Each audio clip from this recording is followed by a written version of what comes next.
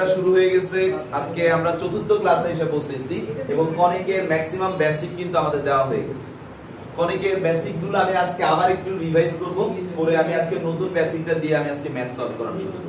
ওকে, তো আমরা সর্বপ্রথম কনিকে যেটা পড়তেছিলাম যে কনিক মানে হচ্ছে আমাদের একটা স্থির পয়েন্ট লাগবে এবং একটা স্থির পয়েন্টের উপর ভিত্তি করে একটা চলমান পয়েন্ট আর একটা স্থির রেখা। এই তিনটা জিনিস, স্থির পয়েন্ট, চলমান পয়েন্ট, স্থির রেখা, এই তিনটা জিনিসের উপর ভিত্তি করে কিন্তু আমরা কনিকের সংজ্ঞাটা দিয়ে থাকি। তো কনিকের মধ্যে আমি বলছি যে আমরা যেটা পড়তেছি সেটা হচ্ছে পরাবৃত্ত যার উৎকেন্দ্রিকতাটা হচ্ছে কি 1। এই উৎকেন্দ্রিকতা 1 মানেটা কি যে আমাদের স্থির বিন্দু থেকে আমি যদি যে কোনো একটা সাপেক্ষে যদি দেখাই, ধরো পরাবৃত্তের সাপেক্ষে দেখাইলে স্থির বিন্দু আর এই যে চলমান বিন্দু, এই চলমান বিন্দু যদি আমাদের p x y হয়, স্থির বিন্দু আমাদের s আমি মনে করো a, 0 দেই, আর এটা যদি স্থির রেখা হয় যার ছেদবিন্দু হচ্ছে m, তাহলে স্থির বিন্দু থেকে চলমান বিন্দু অর্থাৎ sp, চলমান বিন্দু থেকে স্থির রেখার দূরত্ব অর্থাৎ pm, এই দুইটার অনুপাত হচ্ছে e, আর পরাবৃত্তের ক্ষেত্রে আমরা সেটাকে কি বলে থাকি? 1 বলে থাকি। তো পরাবৃত্তের ক্ষেত্রে 1 এর ফলে আমাদের আসলে কি হচ্ছে যে স্থির বিন্দু থেকে চলমান বিন্দুর দূরত্ব sp হচ্ছে চলমান বিন্দু থেকে স্থির রেখার দূরত্ব pm। এই কনসেপ্ট থেকে কিন্তু আমি আমাদের পরাবৃত্তের সকল কনসেপ্ট বের করে নিয়ে আসছি। আমাদের পরাবৃত্তের মাদার ফর্মুলা হিসেবে আমি তোমাদেরকে বলছিলাম যে মাদার ফর্মুলা হচ্ছে y² 4ax, যখন কিনা আমাদের পরাবৃত্তটা কার উপর শুয়ে থাকবে? x অক্ষের উপর শুয়ে থাকবে, ঠিক আছে। তারপরে আমি তোমাদেরকে বলছি যে y² আমাদের 4 ax হবে, সেটা কার উপর? সেটাও x অক্ষের উপরই শুয়ে থাকবে, কিন্তু আমাদের যখন চিত্রটা হবে কি যে স্যার এই দিকে আসবে, ওকে, ঋণাত্মক দিকে। তারপরে আমি তোমাদেরকে বলেছি যে x² 4ay হবে, তখন আমাদের পরাবৃত্তটা শুয়ে থাকবে কার? y অক্ষের উপর। আবার আমি তোমাদের বলেছি x² 4 ay হবে, তখন পরাবৃত্তটা কি হবে? y অক্ষের উপরেই কিন্তু ঋণাত্মক দিকে শুয়ে থাকবে। এই হচ্ছে আমাদের পরাবৃত্তের মূল শীর্ষ। কোথায় শীর্ষ থাকবে? এইখানে যে সমীকরণগুলো দিয়েছি সেখানে শীর্ষ হচ্ছে 0 0, অর্থাৎ মূল বিন্দুতে থাকবে আমাদের শীর্ষটা পরাবৃত্তের, অর্থাৎ এই যে পয়েন্টটা, এই যে পয়েন্টটা, এই যে পয়েন্টটা, এই যে পয়েন্টটা, এটার স্থানাঙ্ক হচ্ছে 0 0। এই কনসেপ্টে আমাদের এই ফর্মুলা। আর আমি তোমাদেরকে যখন ম্যাথ করাবো আমি সবসময় এই সূত্রকে মেইন ধরে অঙ্ক সলভ করাবো এবং সকল ফর্মুলাকে, সকল ইকুয়েশনকে চেষ্টা করবো ওর মধ্যে নিয়ে আসার জন্য। অলরেডি গত ক্লাসে কিন্তু আমি অঙ্কে দেখাইছি কিভাবে আনতে হয়, ধরে নিয়ে করতে হবে আমার, ওকে। তো আমি তোমাদেরকে এই পর্যন্ত যা যা পড়াইছি সূত্রগুলো যদি জিজ্ঞেস করি, মুশফিক গত ক্লাসের মতো সূত্রগুলো আমাকে একটু বলো। সূত্রগুলো কি ছিল? যে ধরো আমাদের মেইন যদি এই পরাবৃত্তটা হয় তাহলে তার শীর্ষবিন্দুর স্থানাঙ্ক কি হবে? 0 0। আমরা শীর্ষটা বলেছি 0 0। প্রতিদিন আমরা রিভাইজ করলে এগুলো আমাদের মাথায় থাকবে, ঠিক আছে। শীর্ষ যদি 0 0 হয়, উপকেন্দ্রটা কি হবে? a, 0, good. তারপরে আমাদের শীর্ষ উপকেন্দ্র, আমি একটু এখানে আবার চিত্রটা ড্র করি। আমাদের এই হচ্ছে মূল বিষয়, এখানে একটা পয়েন্ট, এখানে একটা পয়েন্ট, এখানে একটা পয়েন্ট, অর্থাৎ তিনটে স্থানাঙ্ক আমাদের জানতে হবে। তাহলে শীর্ষ আমরা জানছি, উপকেন্দ্র আমরা জানছি। এখন নিয়ামক ও অক্ষরেখার মধ্যবর্তী অক্ষরেখা ছেদবিন্দু, নিয়ামক রেখা ও অক্ষরেখার ছেদবিন্দু, নিয়ামক রেখার অক্ষরেখার ছেদবিন্দুটা কত? -a, 0। তাহলে সেটা হবে -a, 0। এটা গেলে স্থানাঙ্কগুলো আমরা বের করব। তারপর হচ্ছে রেখা, আমাদের রেখা আছে একটা, রেখা আছে দুইটা, রেখা আছে উপকেন্দ্রিক সমীকরণ 3টা, আর একটা আছে অক্ষরেখা। তাহলে টোটাল 4টা রেখা আমাদের বের করা লাগবে, সূত্র জানতে হবে। ফার্স্ট অফ অল আমি যদি বলি অক্ষরেখার সমীকরণ, অক্ষরেখার সমীকরণটা কি হয় বলো তো? অক্ষরেখার সমীকরণ হচ্ছে আমাদের y 0। শীর্ষ বা শীর্ষবিন্দুতে স্পর্শক রেখা, শীর্ষবিন্দুতে স্পর্শক রেখার সমীকরণ, শীর্ষবিন্দুতে স্পর্শক রেখার সমীকরণটা কি হবে? x 0। একটু পজ করো, পেয়ে গেলাম, শীর্ষ রেখার সমীকরণ পাইছি। এখন উপকেন্দ্রিক লম্বের সমীকরণ কি হবে? উপকেন্দ্রিক লম্বের সমীকরণ, উপকেন্দ্রিক লম্বের সমীকরণ হচ্ছে x a, বা এটাকে আমরা x a কি বলতে পারি? 0। তাহলে লাস্ট ওয়ান হচ্ছে নিয়ামক রেখার সমীকরণ। আমাদের নিয়ামক রেখার সমীকরণটা কি? নিয়ামক রেখার সমীকরণ, নিয়ামক রেখার সমীকরণ হচ্ছে x a। কেন? কারণ সে মূল বিন্দু থেকে লেফট দিকে অর্থাৎ বাম দিকে a পরিমাণ দূরে, তাই বাম দিকে তাই মাইনাস দিয়েছি। তাহলে আমাদের জিনিসটা হবে x a কি 0। তো এগুলো হচ্ছে গেল। এছাড়াও আমরা কি উপকেন্দ্রিক লম্বের দৈর্ঘ্য শিখেছি। উপকেন্দ্রিক লম্বের দৈর্ঘ্যটা কি? উপকেন্দ্রিক লম্বের দৈর্ঘ্য স্যার উপকেন্দ্রিক লম্বের দৈর্ঘ্য ইকুয়াল টু হচ্ছে 4a বাট কি দিতে হবে? মডুলাস। কারণ কি? কারণ আমাদের দৈর্ঘ্য কখনো নেগেটিভ হয় না, কিন্তু আমরা এই চারটা ইকুয়েশনকে যদি দেখি কখনো a আছে পজিটিভ, কখনো a আছে কি নেগেটিভ। তো যখন a নেগেটিভ হবে আমরা যদি মডুলাস না দিই তখন আমাদের মানটা কি আসতে পারে? নেগেটিভ আসতে পারে। সেই জন্য আমরা মডুলাস নিয়ে নিলাম। তারপর হচ্ছে উপকেন্দ্রিক দূরত্ব। উপকেন্দ্রিক দূরত্ব, উপকেন্দ্রিক দূরত্ব হচ্ছে উপকেন্দ্র থেকে একটা চলমান বিন্দু, মনে করো যদি এটা হয় px, y, তাহলে উপকেন্দ্র থেকে চলমান বিন্দুটা কতটা দূরে আছে সেই ডিসটেন্সটাকে বের করাটার নাম হচ্ছে উপকেন্দ্রিক দূরত্ব। তার মানে হচ্ছে x a। সব ক্লাস হয়েছে। এটা ছিল আমাদের সেকেন্ড ক্লাস পর্যন্ত। আমরা থার্ড ক্লাসে যেটা শিখেছি যে আমাদের পরাবৃত্তটা যদি x অক্ষের সমান্তরাল হয় এবং শীর্ষটা যদি মূল বিন্দুতে না থেকে আলফা বিটা বিন্দুতে থাকে। কি বিন্দুতে? আলফা, মানে যে কোনো একটা বিন্দুতে থাকে। মূল কথা হচ্ছে এইটা, পরাবৃত্তটা হতে হবে x অক্ষের সমান্তরাল। তাহলে চিত্রটা মনে করো কি রকম হবে? যে স্যার চিত্রটা হবে এইরকম, মানে অক্ষরেখাটা হবে এখন এই যে x, এই x অক্ষের সমান্তরালে, দেখেছো? তাহলে x অক্ষের সমান্তরাল যদি হয় আর এই শীর্ষ যদি আলফা বিটা বিন্দুতে হয়, তাহলে আমি তোমাদেরকে বলেছিলাম যে x অক্ষের সমান্তরাল এবং শীর্ষ আলফা বিটা, x অক্ষের সমান্তরাল, শীর্ষ কি হবে? আলফা বিটা বিশিষ্ট পরাবৃত্তের সমীকরণ। কি বলেছিলাম sir? y beta whole square is equal to 4ax alpha, right কি না? এবং এটার আরেকটা সমীকরণ বলছি যে যদি আলফা বিটা প্রশ্ন আমাদের না থাকে সেই ক্ষেত্রে আমরা এই সমীকরণের আরেকটা রূপ আছে, যেটা কি? যে x is equal two ay square plus by plus c, right কি না?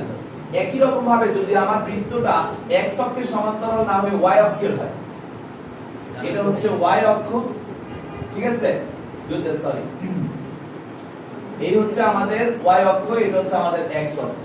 এখন বৃত্তটা আমাদের যদি অক্ষের মধ্যে না থেকে এইখানে থাকে, তাহলে আমাদের এই যে অক্ষরেখাটা সেটা কি y অক্ষের সমান্তরাল। তাহলে সেই ক্ষেত্রে আমরা বলছি যে যদি অনুরূপভাবে y অক্ষের সমান্তরাল এবং শীর্ষ আলফা বিটা বিশিষ্ট পরাবৃত্তের সমীকরণটা কি হবে sir? x alpha whole square is equal to 4ay beta, যার আরেকটা রূপ হচ্ছে y is equal to ax square plus bx plus c। এই পর্যন্ত হচ্ছে আমাদের লাস্ট ক্লাস ছিল, রাইট? এরপর আমরা কিছু ম্যাথ প্র্যাকটিস করছিলাম। আজকে আমি নেক্সট বেসিকটা দিয়ে তারপরে অঙ্কে চলে যাব। ওকে, তো আমি রিভাইজ করানোর উদ্দেশ্যটা আমি আবারো বলি। রিভাইজ করানোর উদ্দেশ্যটা হচ্ছে কি? মূল উদ্দেশ্যটা হচ্ছে যে তোমরা আসলে কনফিডেন্ট আছো কিনা তোমরা যা শিখছো এবং যা পড়ছো সেটা। আর আরেকটা উদ্দেশ্য হচ্ছে প্রতিদিন বললে তোমাদের এখানেই মুখস্থ হয়ে যাবে। এখন সবার কি সূত্রগুলো মাথায় মুখস্থ হয়ে আছে না? এবং চোখ বন্ধ করলে কিন্তু বুঝতে পারো কোন জায়গায় কি, রাইট কি না? আচ্ছা, চিত্র এঁকে এঁকে প্র্যাকটিস করতেছো তো সবাই। আমি যে ম্যাথগুলো বলছি যে নিজে নিজে চিত্র আঁকবা, ভুল হবে কিন্তু একবার দুইবার তিনবার ভুল হয়ে যেতে একটা সময় দেখবা নিজে নিজে কনসেপ্ট ক্লিয়ার করে ফেলছো। ওকে, আচ্ছা, তো আজকে ভাইয়া যেটা শিখাবো সেই বেসিকটার নাম হচ্ছে পরাবৃত্তের সাধারণ সমীকরণ। মানে আমাদের পরীক্ষার হলে কিছু ডাটা দিবে, এই ডাটাগুলো দিয়ে বলবে পরাবৃত্তের সমীকরণ নির্ণয় করো, ঠিক আছে? তো আমাদের এতদিন ধরে যেগুলো দেখেছি এগুলো কিন্তু সমীকরণ দেয়া থাকলে আমরা সলভ করছি। সমীকরণ দেয়া থাকলে শীর্ষ কত, উপকেন্দ্র কত, নিয়ামক রেখা কত, অক্ষরেখা কত সেগুলো সলভ করছি। কিন্তু এবার আমাদের তো উপকেন্দ্র বা শীর্ষ বা নিয়ামক রেখা এগুলো দিয়ে বলবে সমীকরণ নির্ণয় করো, তার মানে রিভার্স। এখন আমরা সমীকরণ নির্ণয় করার জন্য পরাবৃত্তের সাধারণ সমীকরণ, বেসিক্যালি একটা পরাবৃত্ত বলো আর একটা কনিক বলো কার কার উপর ভিত্তি করে তৈরি করা হয় বলতে পারবা? একটা পরাবৃত্ত বা একটা কনিকের কথা যদি বলি সে কিন্তু মেইনলি বেস করে তিনটা জিনিসের উপরে। একটা হচ্ছে স্থির বিন্দু, আরেকটা হচ্ছে চলমান বিন্দু, আরেকটা হচ্ছে স্থির রেখা। তার মানে আমরা যখন অঙ্ক করব বা আমাদের সমীকরণ নির্ণয় করতে বলবে এই তিনজন ব্যক্তির উপর ভিত্তি করে আমাদেরকে সলভ করতে হবে। এখন মনে করো আমাদের নিয়ামক রেখা আমি নাম দিলাম ax by c আর চলমান বিন্দুটার একটা নাম দিলাম x, y, ঠিক আছে? তো এই বিন্দুটার আমি উপকেন্দ্রটা এখন আমি না বলতেছি x অক্ষের সমান্তরাল, না বলতেছি y অক্ষের সমান্তরাল, না বলতেছি শীর্ষ আলফা বিটা, কোনো কিছু বলতেছি না, জাস্ট নরমালি উপকেন্দ্রকে বললাম যে উপকেন্দ্র যেটা আমরা যেমন x অক্ষের সমান্তরালে ছিল a প্লাস আলফা, মনে আছে? এখন পুরোটাকেই মনে করো আমি আলফা বললাম, সমস্যা আছে? a প্লাস আলফা মানে তো একটা মান হবে, সেই পুরোটাকে যদি আমি একটা দিয়ে বলি প্রবলেম আছে? প্রবলেম নেই। তাহলে ধরো a আলফা উপকেন্দ্র হচ্ছে আলফা কি বিটা, টোটাল উপকেন্দ্রকে আমি নাম দিচ্ছি কি আলফা বিটা। তো প্রশ্নটা হচ্ছে পরাবৃত্তের সাধারণ সমীকরণ নির্ণয়। তো উপকেন্দ্র যদি আলফা বিটা হয় আমাদের পরাবৃত্তের কনসেপ্ট কি স্যার? SP কি PM, রাইট অর রং?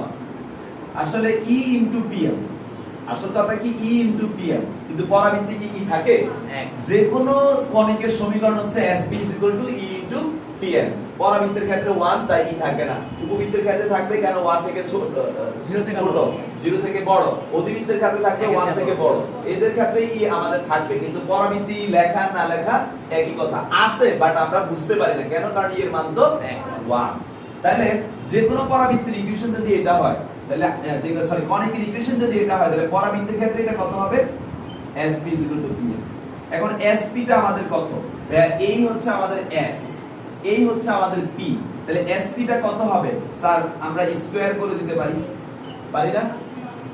তাহলে x minus alpha whole square plus y minus beta whole square is equal to, এখন এই যে PM স্কয়ার মানে কি একটা বিন্দু থেকে একটা রেখার দূরত্ব না স্যার? আমি আপনাদেরকে সরলরেখা পড়াইছিলাম যে x1, y1 বিন্দু থেকে একটা রেখা যদি এমন হয় ax by c 0, এর লম্ব দূরত্বের ফর্মুলা কি ছিল sir? ax1 by1 c divided by √a square b square, modulus দিয়ে, কারণ দূরত্ব কখনো নেগেটিভ হয়। তাহলে আমি কি এখন এখান থেকে এটা দূরত্ব বের করতে পারবো? এখন আমাদের চলমান পয়েন্টকে তো আমরা সর্বদা কি ধরি? এখানেও x আর y আকারেই রাখছি, তাহলে x এর জায়গায় x, y এর জায়গায় y বলবো। তাহলে আমাদের ইকুয়েশনটা যেটা আসতেছে, যেহেতু বর্গ করে দিয়েছি, বর্গ তার নেগেটিভ হয় না, তাহলে বর্গ করে যেহেতু দিয়েছি, তাহলে আমাদের আসবে কি অ্যাকর্ডিং টু দিস ফর্মুলা এখান থেকে এই রেখার দূরত্ব কি হবে বলো তো? ax by c whole square divided by কি a স্কয়ার b স্কয়ার।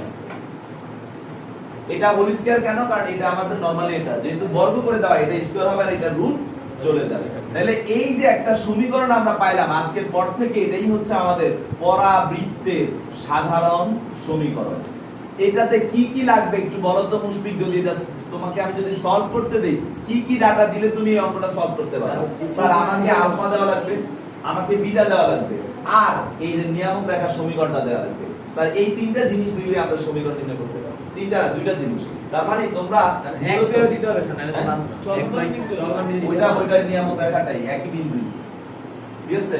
একই বিন্দুই ওইভাবে হিসাব করা, ওকে? ওটা সমস্যা নেই, চলমান রেখাটা ওটার উপরেই আছে। তো স্যার আমাদের পরাবৃত্তের যে সাধারণ সমীকরণে আমরা কথা বলতেছি, তাহলে এইখানে আমাদের এই x আর এই x সেম, কথা বুঝতে পারছো? এই x সেম, এটা খেয়াল রেখো। তাহলে আমাদের x y দেওয়া লাগবে না, কারণ x তো আমার প্রশ্নে থেকেই যাবে, সমীকরণ মানেই তো x y দিয়ে সমীকরণ তৈরি হবে, সো আমাদের x y থেকে যাবে। তো কি কি লাগবে সমীকরণটা? তাহলে কি যে স্যার উপকেন্দ্র আলফা বিটা এবং নিয়ামক রেখা ax by c 0 বিশিষ্ট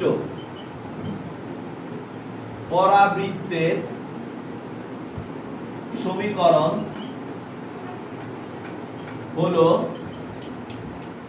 x মাইনাস উপকেন্দ্র আলফা বিয়োগ করে দিবা plus y minus beta whole square is equal two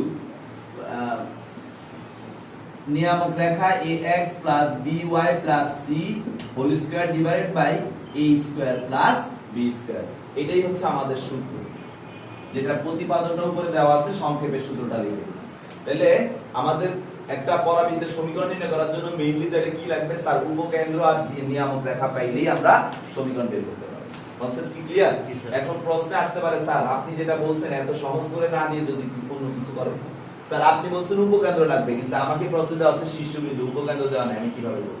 sir আপনি বলছেন নিয়ামক রেখা দেওয়া লাগবে, আমাকে উপকেন্দ্র আর শীর্ষবিন্দু দিয়েছে কিন্তু নিয়ামক রেখা দেয় না, আমি অঙ্ক কিভাবে করব? এগুলো আমরা ইনশাআল্লাহ অঙ্কের মধ্যে শিখব। ট্রিক্স সরল রেখা ব্যবহার করে আমরা সলভ করব। তো আপনারা আপনাদের বেসিক লেকচারটা তোলেন, তারপরে আমি অঙ্ক করানোতে চলে যাব।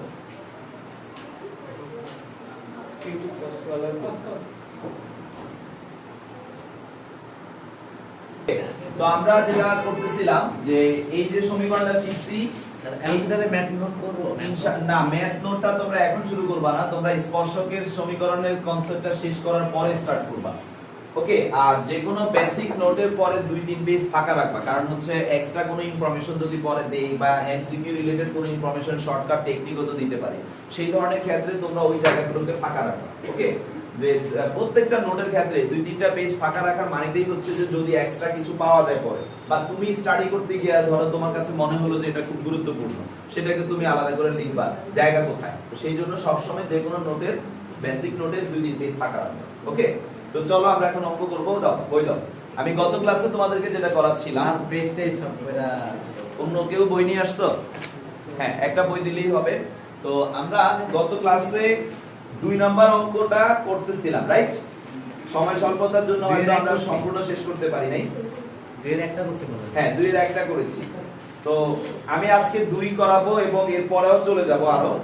এখন দেখো তোমরা অঙ্কগুলো খুব ইজিলি করতে পারবে ইনশাআল্লাহ, যেহেতু তোমাদের বেসিক কনসেপ্টটা ক্লিয়ার আছে। অ্যানসার টেবিলে দিতে গেলে স্যার টেবিল আকারে দিয়েছে, এটা সমস্যা নাই। আচ্ছা, এখন সবাই একটু সাইলেন্ট থাকবা। 2 এর 3 নাম্বার অঙ্কটা ভাই করব। 2 এর 3, 2 এর কি এক আমি করে দিয়েছি না? 2 * x + 3 এক কি করে দিয়েছি? আচ্ছা, এই 2 এর 2 একটু দেখো, এখানে একটা বিষয় একটু বোঝানোর আছে। 8x + 5, সবাই একটু খেয়াল করো। তোমাদেরকে আমি বলেছিলাম যে x এর সাথে কখনো কোনো নাম্বার গুণ করা যাবে না, গুণ রাখা যাবে না, মনে আছে? তাহলে এই সমীকরণটাকে কিন্তু আমরা একটু কাহিনী করব। x এর সাথে যাই আছে সম্পূর্ণটা কি করে ফেলতে হবে? কমন নিয়ে ফেলতে হবে। x এর সাথে কোনো সংখ্যা গুণ রাখা যাবে না। তাহলে আমি যদি কমন নিয়ে নেই তাহলে কি আসে? Sir x + 5/8। এটা হচ্ছে 2 এর 2। আমি জাস্ট এইটুকু ভেঙে দিচ্ছি, বাকি কাজ তো তোমরা পারবা। বা y2 এখন কি তোমরা পারবা না সমীকরণ আকারে বানাতে? স্যার এটা হচ্ছে 4, এটা সূত্রের 2 আর এটা হচ্ছে x + 5/8। বুঝা গেছে? এখন তোমাদেরকে যদি বলা হয় যে এখান থেকে তোমরা কি বের করবা? উপকেন্দ্র, শীর্ষ, নিয়ামক রেখা। গত ক্লাসে আমি কিন্তু স্টার্ট করে দিয়ে গেছিলাম যে কিভাবে ধরবা, যে এভাবে লিখবা যে ধরি আমাদের এই ক্যাপিটাল Y হচ্ছে স্মল y, এখানে a বলতে কি আছে 2 আর এখানে ক্যাপিটাল X বলতে আসলে x + 5/8। তাহলে প্রদত্ত সমীকরণটা আমাদের কি দাঁড়ায়? প্রদত্ত সমীকরণটা দাঁড়াচ্ছে এভাবে, আমরা লিখে ফেলবো প্রদত্ত সমীকরণ y² = 4ax, রাইট কি না? আর এই সমীকরণটা কি আমাদের মাদার ফর্মুলা, যার ফর্মুলাগুলোই কিন্তু আমি লিখে দেই বারবার। এটার জন্য শীর্ষ কি হবে? 0 0, তার মানে 0 0 কথার মানে কি? x = 0, y = 0। x বলতে কি অ্যাকচুয়ালি x? x বলতে কি দেওয়া আছে? x + 5/8 = 0, বা আমাদের x আসলে -5/8 আর y হচ্ছে 0। তাহলে আমাদের স্থানাঙ্ক হচ্ছে -5/8, 0। ওকে, তো এইভাবে কি করতে পারবা না? আচ্ছা, আমার কাজ হচ্ছে এখন থেকে তোমাদেরকে এই ইকুয়েশন পর্যন্ত এনে দাও, বাকিটা তোমরা করতে পারবা না? ইনশাআল্লাহ ইনশাআল্লাহ পারবা। তো 3 নাম্বার অঙ্কটার দিকে সবাই একটু লক্ষ্য করো। সবাই একটু, হ্যাঁ একটু তোলো, একটু তোলো। নাম্বার 3 আমি এখান থেকে স্টার্ট করতেছি। 3 নাম্বার অঙ্কটা আমরা যেটা দেখতেছি, লেখা আছে y - 2 whole square, y - 2 whole square = 8x - 4। সবাই একটু খেয়াল করো, চেনা লাগতেছে কিন্তু। বা y - 2 হোল স্কয়ার = 4 * 2 * x - 4। চেনা লাগতেছে? এটা y, ওই যে x অক্ষের সমান্তরাল রেখার সমীকরণ, পরাবৃত্তের সমীকরণ। 4 a মানে এখানে 2, x মাইনাস আলফা। তার মানে এই পরাবৃত্তটা যদি পরীক্ষার হলে দিয়ে বলে এটা শীর্ষ কত দেখে কিন্তু বলে ফেলতে পারবো যে স্যার শীর্ষ হচ্ছে 4,2। যদি প্লাসে থাকতো দুইটাই তাহলে -4, -2। যদি একটা প্লাস আর একটা মাইনাসে থাকতো তাহলে ওইভাবে উল্টা করে আমরা বলতাম। দেখো এইভাবে বলতো এইটা তার মানে কি শীতল যে স্যার এটা হচ্ছে আমাদের অ্যাকচুয়ালি এই বৃত্তটা হচ্ছে x অক্ষের সমান্তরাল পরাবৃত্তের সমীকরণ। যার চিত্রটা কিন্তু তোমরা মোটামুটি ভাবে বলে ফেলতে পারবা যে স্যার এটা যদি অক্ষরেখা হয় তাহলে এই হচ্ছে এটা এই শীর্ষবিন্দুটা হচ্ছে স্যার 4,2। কনসেপ্ট কি বুঝা যাচ্ছে? আচ্ছা তো স্যার এখন আমাদের এটা কি এই যে চলে আসছে না এই ফরম্যাটে এখন আমরা ধরবো এই যে y কি ধরবো y - 2 x কি ধরবো x - 4 আর a কি দেওয়া আছে 2। তাহলে এখন যদি বলে শীর্ষ তা আমরা তো জানি যে প্রদত্ত বৃত্তটা এখন কি হয়ে যাচ্ছে y² 4ax যার শীর্ষ কত x 0 y 0 বাট x কি আসলে x তাহলে আমরা কি লিখবো বা x - 4 0 বা x 4 y - 2 0 বা y 2 পেয়ে গেছি না? দেখো শীর্ষ একটু আগে থেকে দেখাই শীর্ষটা তাহলে কি কনসেপ্ট কি বুঝা গেছে সবাই ক্লিয়ার তো? আচ্ছা আমি একে একে প্রত্যেকটা ধরা দিচ্ছি নো প্রবলেম। এবার তোলো আর এর পজ করো যখন তোমরা পজ করো 4 নাম্বার অঙ্কটা সে এবার 4 থেকে একটা অঙ্ক দেখাবো আমি। দেখো 4 এর অঙ্কটা দেখাইলে তোমরা বুঝে ফেলবা নেক্সট নিয়মটা। হ্যাঁ 4 দেখাবো আর হচ্ছে এদিক থেকে 9 হ্যাঁ 9 দেখাবো। 7 দেখেন তো 7 অঙ্ক আছে না 4 দেখাবো আর হচ্ছে কি হলো সবই তো y এর উপর বেস করে দিলে x এর উপর বেস করে একটাও দেয়নি। ও আচ্ছা x এর উপর বেস করে 3 নম্বরে দিছে আবার। আচ্ছা ঠিক আছে আমি 4 দেখাইলে বাকি সব পারবা সো আর কোনটা লাগবে না। 4 বা 7 কোনটা দেখাবো বলো? 7 ওকে 7 একটা দেখাইলে সব পারবা। এবার এই নিয়মটা একটু ভালো করে ফলো করো। সাথে হচ্ছে y² 4y 4x 8 এই যে y²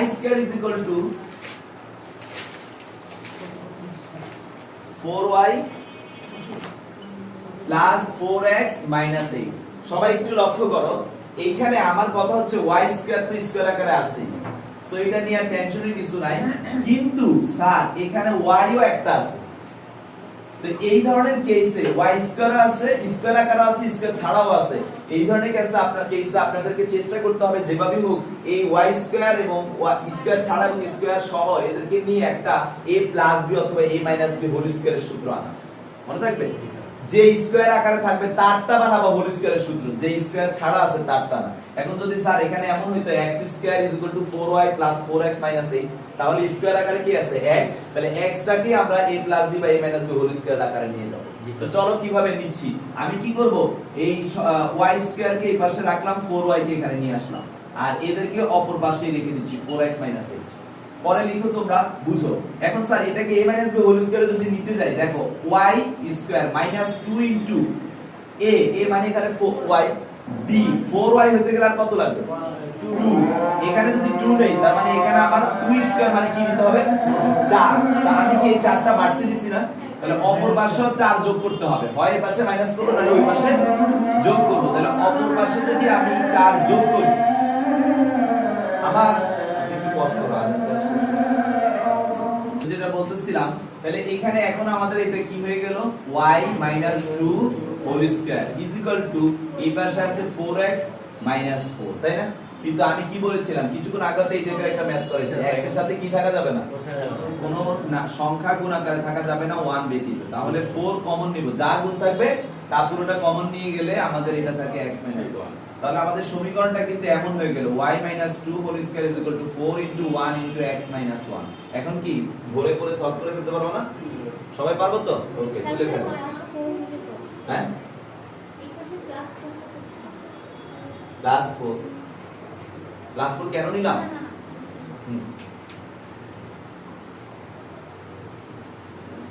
এখন শীর্ষ চাইলে বের করব উপকেন্দ্র চাইলে বের করব শীর্ষ রেখা চাইলে বের করব উপকেন্দ্রের রেখা চাইলে যেটাই বলুক সূত্র তো মুখস্থ আছে আমরা সূত্র অনুযায়ী বসাবো আচ্ছা এবার x দিয়ে একটা করে y এর তো y² দিয়ে আমরা করলামই ওকে ডান সবার তোলা হয়েছে আচ্ছা তো এখন একটা অঙ্ক মনে করো আমি এখানে দেখতে পাচ্ছি প্রচুর পরিমাণে আসছে ঢাকা ইউনিভার্সিটির রুয়েল বিভিন্ন জায়গায় আসছে 6 নাম্বার 5x² + 15x 3 এর 6 3 এর 6 সেটা হচ্ছে 5x square plus 15x minus 10y minus 4 is equal two 0। তো সবাই একটু লক্ষ্য করো, এখানে এবার স্কয়ার আকারে কি আছে? তাহলে এবার আমরা x টাকেই বর্গ আকারে আনার চেষ্টা করব। তাহলে x এর পার্ট ছাড়া বাকি সবাইকে কি করব? অপর পাশে নিয়ে যাব। তাহলে আমরা যেটা করব সেটা হচ্ছে 5x স্কয়ার প্লাস 15x আর বাকি সবাই যদি অপর পাশে চলে যায় 10y প্লাস 4। স্যার আমরা এটাকে আবার x এর সাথে কি আছে? তো আমি x এবং y এদের সাথে কোনো সংখ্যা গুণ আকারে থাকতে পারবে না। তাহলে 5 কমন নিয়ে ওই পাশে নিয়ে গেলে x স্কয়ার প্লাস 3x, এই পাশে আনলে 5 দ্বারা যদি ভাগ করি তাহলে এটা হয়ে যায় 2y, এটা হয়ে যায় 4 ডিভাইডেড বাই 5। আমি সবাইকে 5 দ্বারা ভাগ করেছি। কি করেছি? 5 দ্বারা ভাগ করেছি। এখন আসো আগের মতো করে, একটু আগে যেভাবে করেছি x স্কয়ার, এটাকে যদি আমি সূত্রে নিতে যাই 2 ইনটু x, 3 করতে হলে আমাকে এখন কি করতে হবে? 3/2। Yes exactly 3 divided by 2। তাহলে আমি এখানে কি করব? Sir 3 divided by 2 whole square করব, রাইট? তাহলে এই পাশেও আমাকে কি সেম এটাকে অ্যাড করতে হবে না? জি স্যার। এখানেও আমি 3 divided by 2 whole square add করে দিব।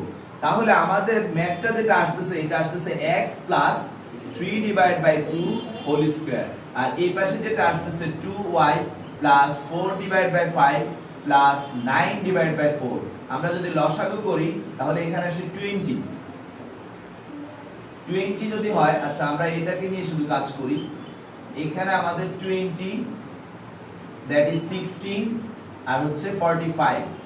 তাহলে আমাদের আসতেছে 2y, এখানে 51 61 ডিভাইডেড বাই 20, কিন্তু y এর সাথে কি রয়ে গেছে? আমি কি বলেছি যে x বা y এর সাথে কিছু রাখা যাবে না। তাহলে 2 আমরা কমন নিয়ে নিলে আমাদের আসে y প্লাস এই 2টা গুণ আকার নিয়েছি ভাগ আকারে চলে আসবে 61 ডিভাইডেড বাই 40। কিন্তু আমাদের কি এখানে 2 হলে কি সমীকরণ পড়তেছে না স্যার। আমাদের কি বানাইতে হবে? 4 বানাইতে হবে। তাহলে আমি কি এখানে 4 নিয়ে হাফ নিলে হয়ে যায় না? জি স্যার। তাহলে 4 into half y plus 61 divided by 40। আমাদের ইকুয়েশন কি চলে আসছে না? এখন এটাকে ধরবো কি এই জায়গাটাতে আসো। স্যার এখান কি আমরা এটাকে বড় হাতের x আর এটাকে বড় হাতের y ধরে করব? এটার দরকার নাই, একটু বুদ্ধি খাটালে হয়ে যায়। এটাকে তুমি y ধরে নাও। এটাকে কি ধরে নিবা?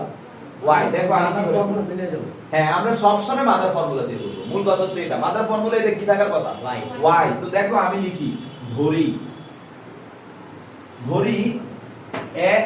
y is equal to x plus 3 divided by 2, x is equal to y plus 61 divided by 40, আর a is equal to কত? হাফ। এখন আমাকে বলো শীর্ষবিন্দুর স্থানাঙ্ক কি? Sir x is equal to 0, y is equal to 0, right কি না? এই মাদার ফর্মুলা, জি স্যার। তো মাদার ফর্মুলাটা তো লিখি নি। অতএব প্রদত্ত, হ্যাঁ অতএব প্রদত্ত রাশি সমীকরণটা কি হচ্ছে? y square is equal to 4ax। এখন এই প্রদত্ত সমীকরণের ক্ষেত্রে শীর্ষে x is equal to 0, y is equal to 0। x মানে কাকে ধরে নিছি? y plus 61 by 40 is equal to 0, বা আমার y চলে আসছে minus 61 divided by 40। আবার y মানে কাকে ধরছি? x plus 3 by 2 is equal to 0, বা আমার x চলে আসছে minus 3 by। দেখো টেকনিক্যালি কিন্তু আমরা অঙ্ক সলভ করেছি। এইটাই তো বললাম যে সব সময় মাদার ফর্মুলা নিয়ে করবা, নাইলে তোমাকে আবার আরেকটা ফর্মুলা মাথায় রাখতে হবে। সেটা কি? Sir x square is equal to 4ay হইলে আমার শীর্ষ x is equal to 0, শীর্ষ y is equal to 0, উপকেন্দ্র হবে x is equal to 0 কিন্তু y is equal to a। তাহলে এইভাবে মুখস্থ রাখার চাইতে একটাকে মুখস্থ রাখো, সবাইকে ধৈর্যভাবে বানাও। এটা কি ইজি হয় না? এটা ইজি হয়। তাহলে কি কনসেপ্ট কি বুঝা গেছে? হ্যাঁ, তাহলে x এর সমীকরণ হোক আর y এর সমীকরণ হোক, আমরা সবাইকেই actually y square is equal to 4ax এর মত করে বানায়া অঙ্ক সলভ করব। কি তোমরা বুঝতে পারছো? ওকে, তাহলে আজকে দেখো আমি 1 2 3 কমপ্লিট করে ফেলছি। 4 নাম্বার অঙ্কটা দেখি তোমরা একটু পড়ে সলভ করতে পারো কিনা সবাই। নাম্বার 4 আমি হেল্প করব, নো প্রবলেম। 4 নাম্বার অঙ্কটা একটু দেখো। এটা তোলা শেষ করো, তারপর 4 নাম্বার অঙ্ক সলভ করো।